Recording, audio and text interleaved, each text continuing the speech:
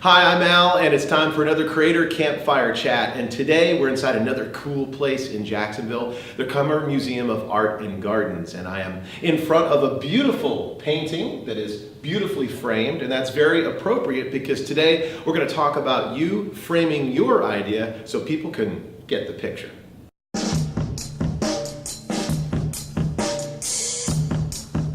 Last year, as I walked through One Spark, I saw so many amazing ideas that were on this broad canvas. But when we started to ask some of these folks some questions, it was hard for them to go ahead and put it into a clear, concise framing.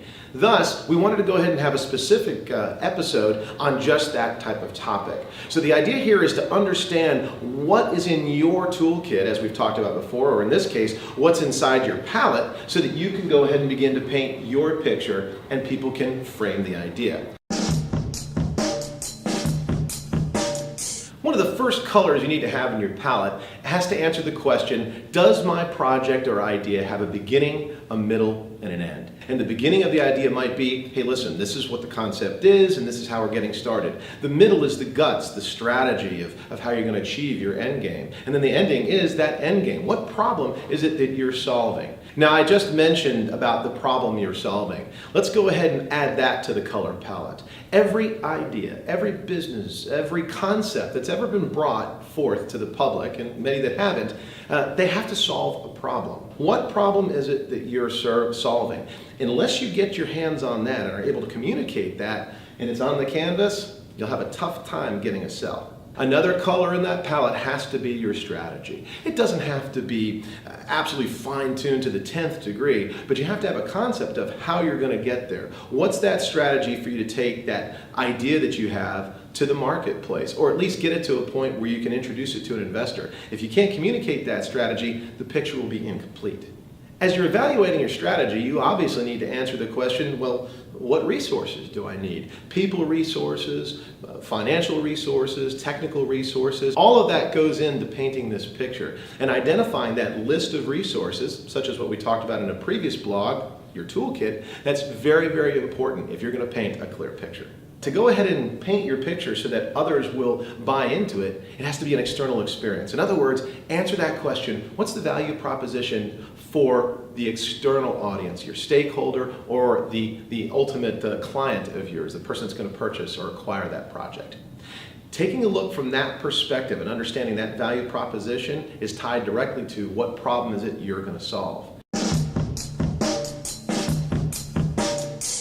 You want to try to use mediums that you're comfortable with. If you're a very visual person, you speak well with support from pictures, then maybe it's a PowerPoint on your iPad that you're using to go ahead and illustrate the framework. Or maybe you're just verbally doing it. Whichever medium you use, make sure it's something you're comfortable with. And if you're not comfortable with it, get comfortable with it before you hit One Spark. That way you're not fumbling and bumbling, and it's a smooth communication to the end user.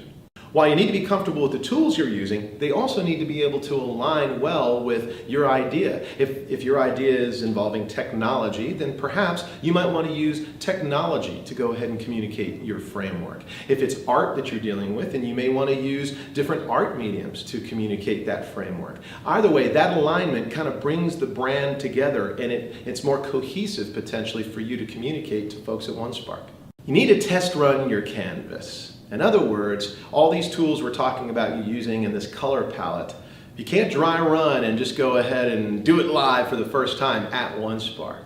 Make sure you practice using these tools to communicate your message. Make sure you ensure that it's actually being communicated well. Test market it and test canvas it in front of different audiences, because you're going to see so many different people at One Spark, and yet you never know who that one person or two people might be that you spark their interest and they spark the finance to support your idea. So practice, practice, practice, and try a couple of different canvases. It'll help you. Language is so important. Some people are very comfortable speaking to others in a public environment. Some people are very good with fluidity of language, and others get stage fright. Whichever you are, you still have to practice and identify really colorful language that not only brings to life your idea and your project, but is also appropriate, because you can use too much language at times. It can be too colorful and distract from the real framework that's going to be communicated. At the end of the day, all the work you put forth to create your project and bring forth your idea, and you have this framework, there has to be a solid, concrete message at the very end. In other words, your close. That concrete message, the last thing you say to that person, has to take this picture and even blow it up even further, so that it's definitely clear, A, what you're doing, the problem you're solving, and what you want from those folks that are visiting your project and venue right here at OneSpark. The Creator Campfire chat series is all designed to give you some additional tools, resources, and ideas to spark more success at OneSpark 2014. We've got to talk marketing still ahead, and that's a big component. One thing you'll see is that all the blog series we've been talking about leading up to this point kind of are beginning to glue together real nicely. We want to encourage you to go back and look at some of the previous blogs, review them, and make sure you're using that checks and balances system to ensure that you're going to have success at OneSpark 2014. We'll talk to you around the fire in the next chat.